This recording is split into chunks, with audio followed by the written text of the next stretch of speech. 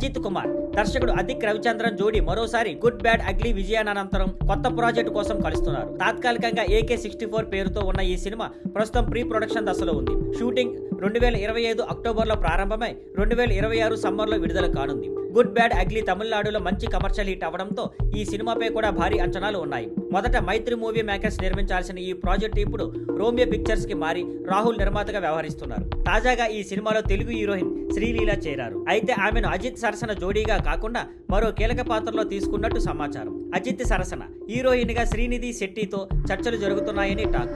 Good bad అగ్లీలో ప్రియా ప్రకాష్ వారియర్ చేసిన పాత్రకు మొదట శ్రీలీలను కూడా పరిగణించారని, కానీ ఆ అవకాశం దక్కలేదని తెలిసింది. ఆ సినిమాలోని తొట్టు తొట్టు సుల్తానా రీమేక్ సాంగ్ వైరల్ కావడంతో ఆ పాత్రకు మంచి గుర్తింపు వచ్చింది. శ్రీలీల కన్నడ సినిమాతో ఎంట్రీ ఇచ్చిన తెలుగు చిత్రాలతో మంచి గుర్తింపు తెచ్చుకుంది. ఇటీవల కొన్ని సినిమాలు బాగా ఆడకపోయినా అన్ని భాషల్లోనూ పెద్ద ప్రాజెక్టులు సైన్ చేస్తూనే ఉంది. ప్రస్తుతం AK-64 తన బాలీవుడ్ డెబ్యూ, అలాగే సుధా కొంగర శివకార్తికేయన్ కాంబోలో పరాశక్తి అనే తమిళ సినిమా చేస్తుంది. సంగీత విభాగంలో AK-64లో అజిత్ మళ్ళీ అనిరుద్ రవిచంద్రతో కలుస్తున్నారు. వీరి గత కాంబినేషన్లు మంచి ఆల్బమ్స్ ఇచ్చినందున ఈసారి కూడా హైప్ పెరిగింది. బలమైన టీం, రిపీట్ కొలాబరేటర్స్ మరియు గుడ్ బ్యాడ్ అగ్లీ విజయానుభవంతో AK-64 2026లో చూడదగిన ప్రధాన తమిళ సినిమాలలో ఒకటిగా మారుతోంది.